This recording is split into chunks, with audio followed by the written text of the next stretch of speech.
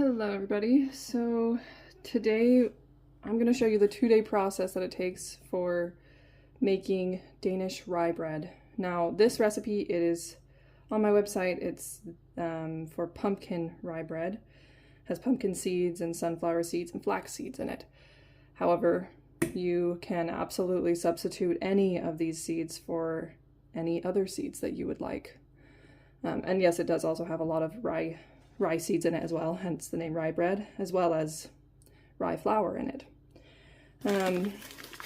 So anyway, this is going to take 2 days. It's going to be a long video, but I'm just going to show you exactly how I do this. So hopefully you guys can follow along and try this recipe and maybe learn something new, and yeah, so let's just dive into it. To start off with, on the first day, I am going to freshen up the sourdough starter. Now, this is just with some warm water, some rye flour, and a starter that you have already made. Now, there are instructions on my website for that, how to make a rye sourdough starter. And it does use a little bit of yeast because that is how they typically do it in Denmark. They activate the starter with a little bit of yeast. So this has been sitting in my fridge for a long time. You can see it's pretty gnarly, but that's okay because sourdough, it just goes into hibernation when you don't use it and you keep it in the cold. So anyway, this is a double recipe. I always do double recipes when I'm making them for home for me and my husband because I like to freeze the bread so that it lasts longer and I don't have to make so much, or I don't have to make it as often, I guess. This is also in metric. On the website it is available in Danish, it's available in metric, and it's available in US customary, which is cups and teaspoons and tablespoons and all that. So anyway, I am using metric because that's what I prefer. So this is just some lukewarm water. We're going to do 80 grams.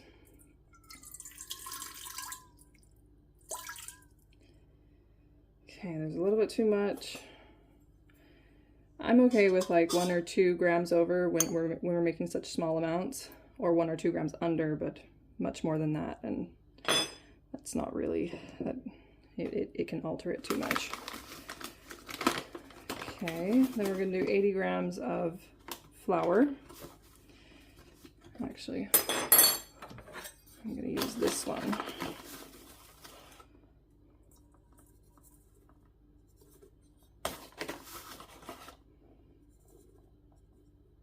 And this is just a,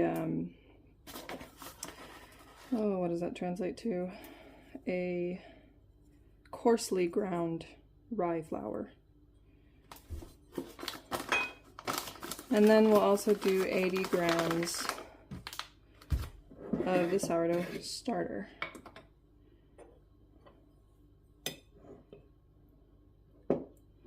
And you just scoop it out and put it in.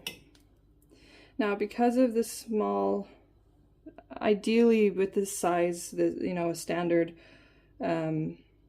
mixer at home, I would actually say when it comes to the starter, it would probably be ideal to make a triple recipe, like to triple the recipe. However, when it comes to the actual dough itself, a double recipe fills it right up. So now all I'm going to do is I'm going to hook it up to my mixing machine. I'm going to put a dough hook in it.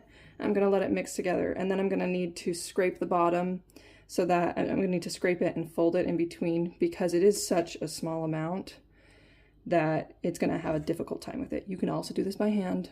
That's totally up to you. You can use a spoon or a chopstick or whatever you want.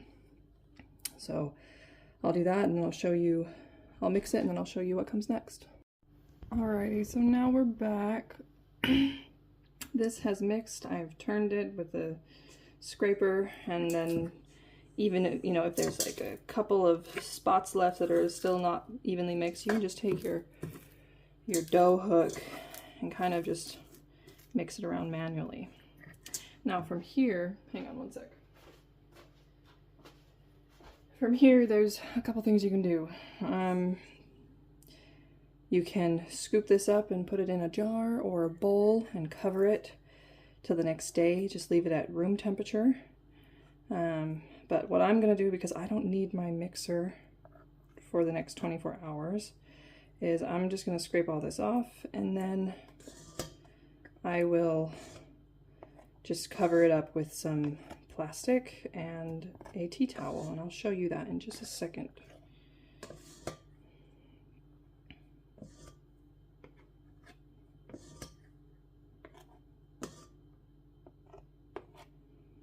Okay, I think that's about good. So I'll just kind of gather it all together.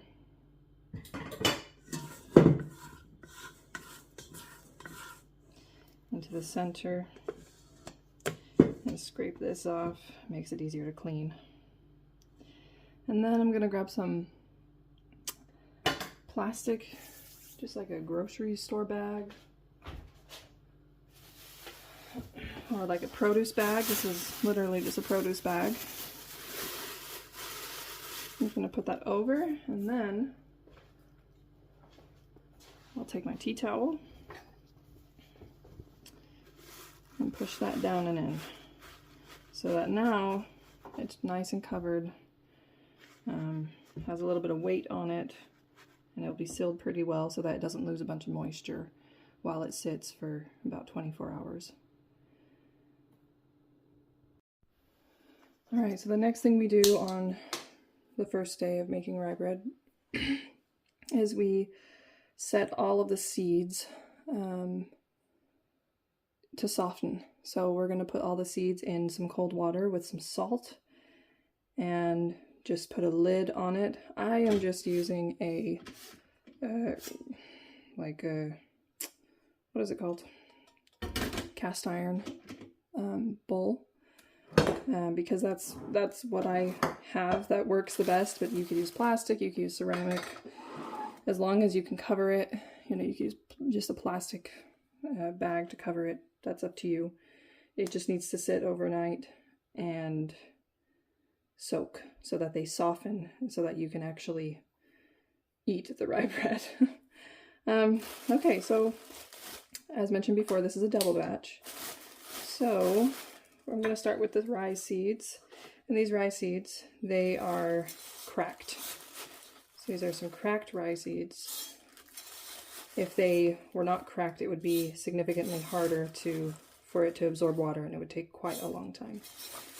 But we'll start off with 392 grams of rye seeds.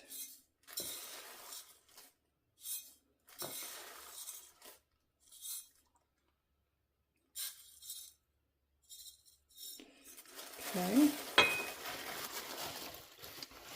And then we'll do 114 grams of flax, 114 grams of pumpkin, and 114 grams of sunflower. So we'll start off with the sunflower.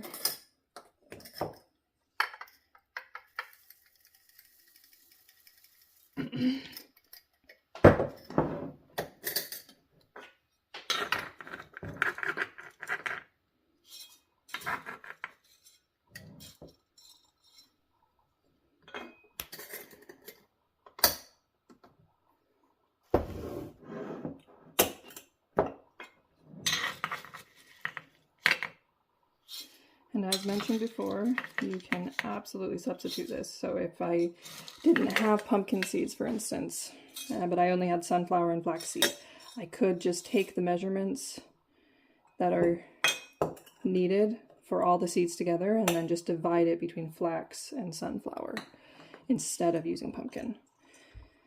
You can also use nuts. You can substitute some of the seeds for nuts if you want to. I've done that with hazelnut before and it was delicious.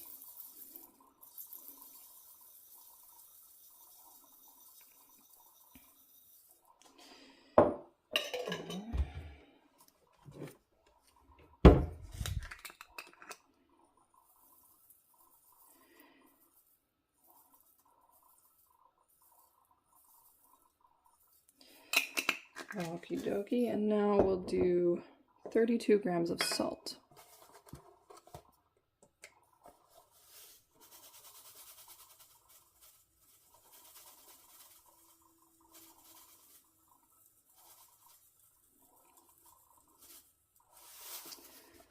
That's all right.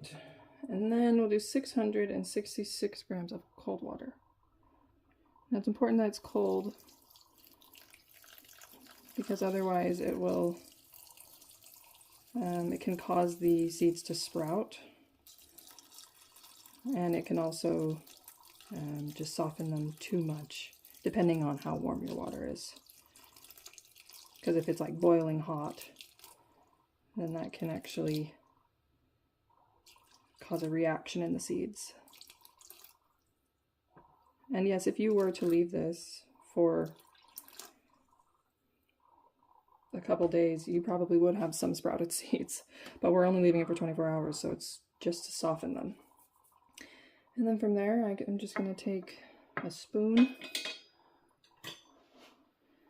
and just mix it around so that all the seeds get wet.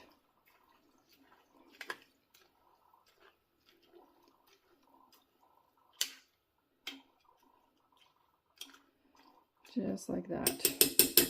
Now when you come back tomorrow, or when we come back tomorrow, I guess, you will notice that the seeds have absorbed almost all of the water. There will be hardly any left. But for now, we're just gonna put the lid on it, set it on the counter, let it sit for 24 hours. The sourdough that we have freshened up, that is also sitting for 24 hours. And then we'll come back tomorrow on day 2 and finish making the rye bread. Alright, so here we are back on day 2, and let me just show you really quick what the seeds and the sourdough look like. So here's the seeds. You can see there's no visible water on top, and if we dig down, they're a little gooey, but there's just a teeny bit of water on the bottom that kind of pools. And that's how we want them. And then the sourdough, it looks just about the same as yesterday. So the interesting thing about this that I've come to learn is that it can actually sit for even about another 12 to 24 hours, depending on how warm it is in your house. And it will still work just fine. But it's a lot of that is because we use yeast in this recipe. So Danish rye bread is not dependent on the sourdough to be able to raise. It's there for acidity more than anything else. Alrighty, so we're just going to continue the recipe. We only have 3 more ingredients to add to this, but we're just going to put everything in the bowl. And once again, this is a double recipe, so this is double the amounts if you're just going to make a single rye bread. Okay, so to start off, I am just going to add water to it. So it's 126 grams of water.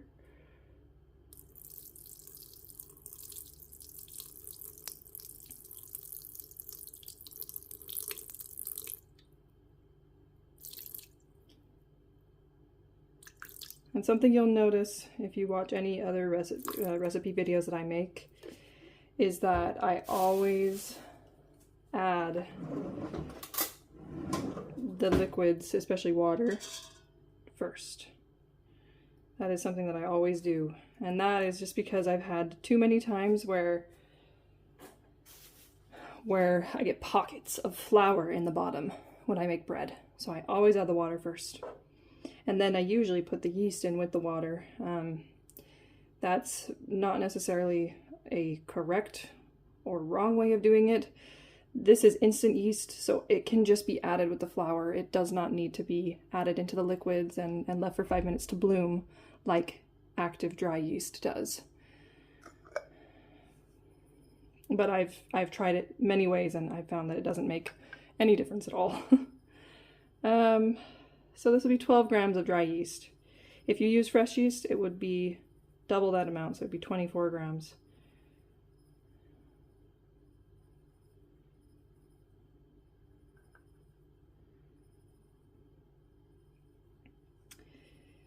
Okay, so there's our 12 grams.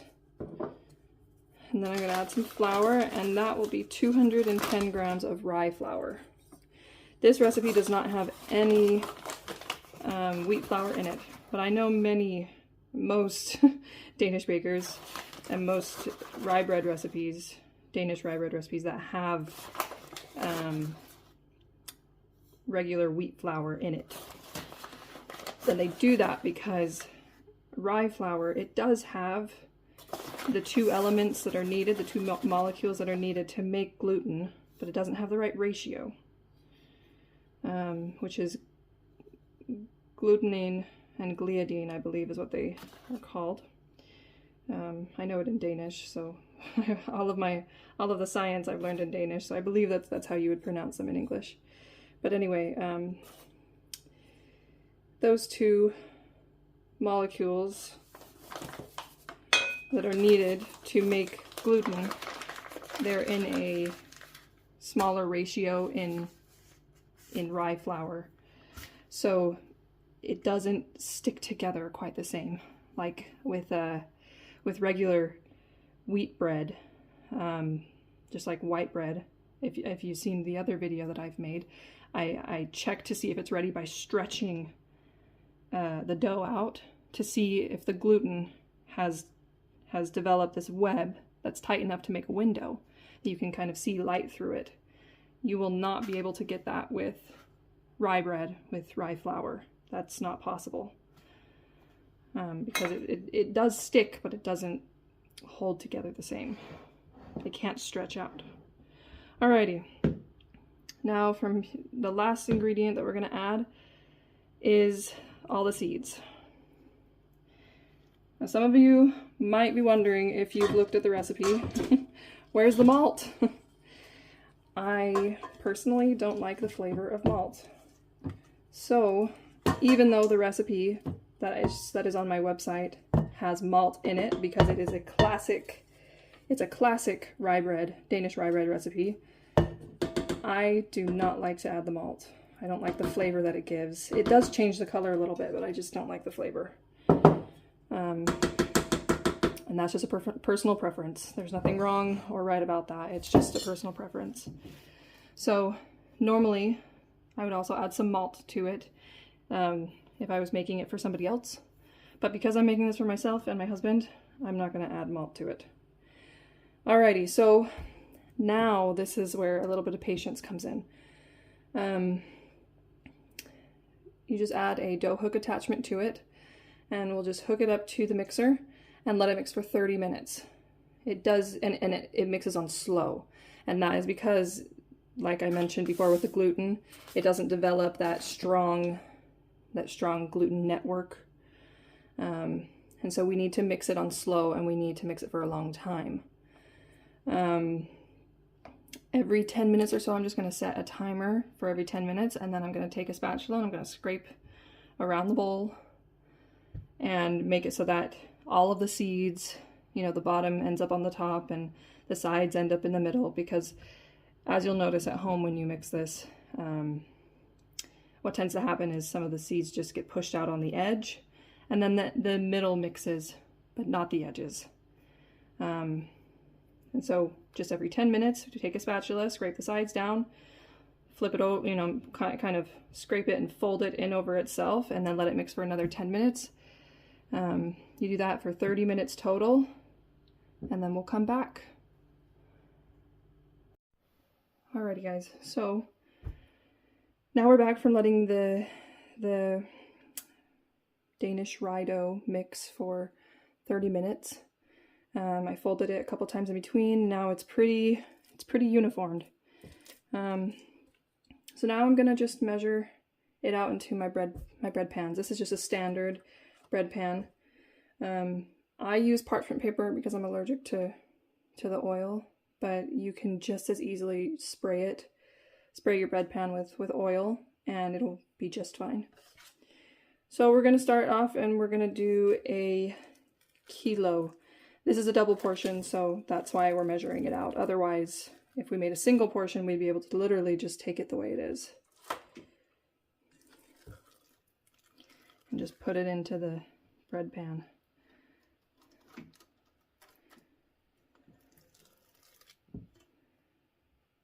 But right now, it doesn't need to look pretty. Because we'll do that in the end. I'll show you how to make it look a lot nicer at the end.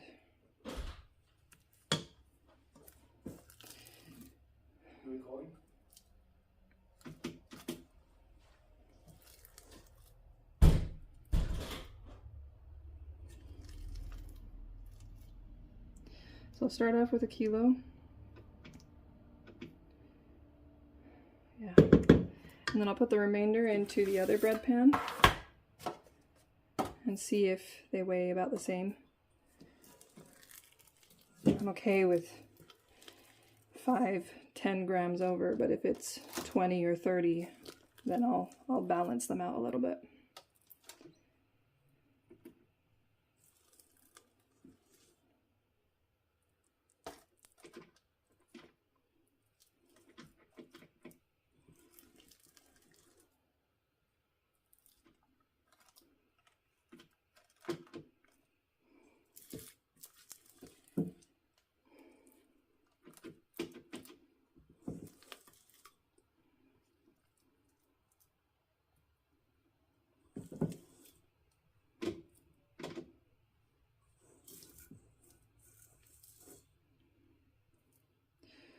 Okay, so those are spot on, actually. I don't think I've ever made it so exact before, but yeah, they are both a kilo, give or take a few grams. Okay, so let me show you how to smooth this out. This is kind of not my favorite part about making rye bread. Nobody really likes it. I've never met somebody who likes to do this. Oh, that sounded bad. So first I'll start with my fingers because right now it's just kind of in clumps. So I'm going to dip my hands in the water. I'm going to use my fingers to spread it out. And once I feel it kind of sticking, you can see how it's kind of starting to stick, I'll use the back of my hand that's fresh with water on it. Dip my hands again. And you just dip them as much as you feel you need to. You don't want the dough to stick to you, because once it starts sticking, it won't stop. And then you'll just end up in a big mess. Just like that. And then you'll take some sort of flat surface, whether it's you could use a spoon for this, you could use a rubber spatula, you could use a plastic spatula, scraper, it's all up to you. And then you'll just kind of smooth it out.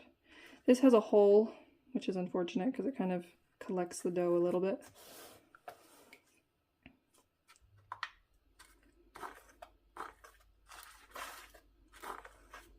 And it doesn't need to be perfect.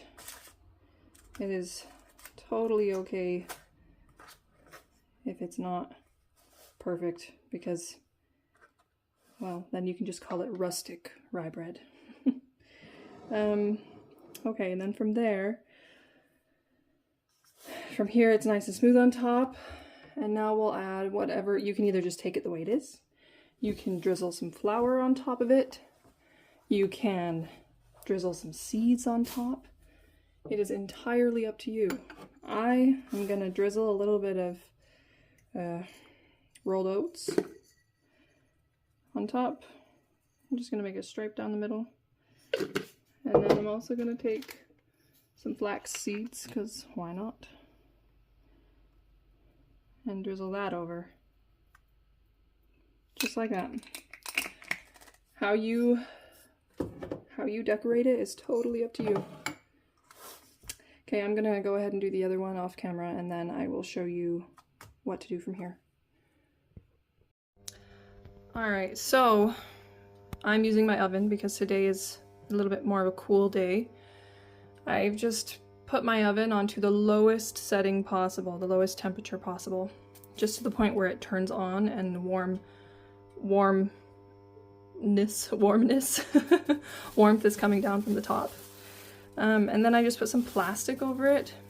I literally just used the same plastic that I used to cover the sourdough. I put that over the 2 loaves, and then I put a tea towel over it just to keep it weighed down. Now I'm gonna let this rest and raise in here. I'm gonna give it about 25 or 30 minutes, and I'm gonna come check on it. How we know it's ready is when it's risen all the way up to the top of the bread pan. And then we'll be able to take it out, and when it's close to there, when it's close to level, then I'm going to preheat the oven while it finishes raising its last little bit. And then yeah, I'll show you. We'll come back when I pull these out of the oven and when they're ready to go in.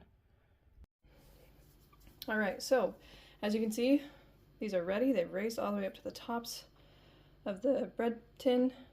I have my oven preheated to 250 degrees Celsius. I think that's like 480 something degrees Fahrenheit. Now let me just show you what we do. So, by the way, these raised in my oven on the lowest heat setting for about 50 minutes. That's 50. So we're going to start off, I'm just going to spray them with water, just the tops of them.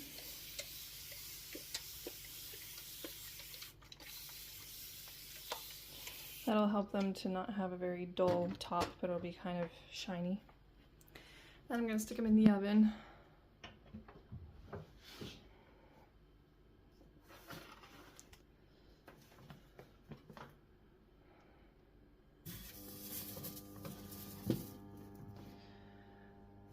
And I'm going to put them in here for, I'll start with 45 minutes. But I'm going to lower the temperature. This is a very, very important part. We lower it to 180 degrees Celsius. And my oven actually runs a little bit cold. So I'm putting it at 190, and that will result in 180 for my oven. Yeah, that's a mess. But anyway, 180 degrees. 45 minutes, and then I'll come and check on them, and I will take the temperature, the internal temperature, and we'll pick up the video there. Alright, so the bread is done, and we checked the internal temperature. It is at 92.5 degrees Celsius, which is just fine. Between 92 and 95 is about where we want it. That means that the internal temperature of the bread is warm enough that that it's all set up and it can actually hold its shape. As you might be able to see on this, I don't know if you can, it's dipped down ever so slightly, so it has a slight bow in it. That means that it over raised ever so slightly. I probably could have had maybe 10 minutes less on the proofing time, and that's perfectly fine. The flavor isn't going to change. It's difficult to make them super consistent every time at home. So now all I'm going to do is I'm going to flip them out of the form and take off the paper, and then I'm just going to let them sit at room temperature covered in a cloth. I'll put them on top of a cloth and then put another cloth on top of them, and I'm going to let them just sit out for a couple hours. It takes, usually I let them sit for about 2 hours until I feel pretty confident that there's no, that they're cooled off completely all the way through. And then that's when you can cut into them or put them in the fridge, set them on the counter, store them in the freezer, whatever you like to do. But there you go. Danish rye bread from start to finish. There it is.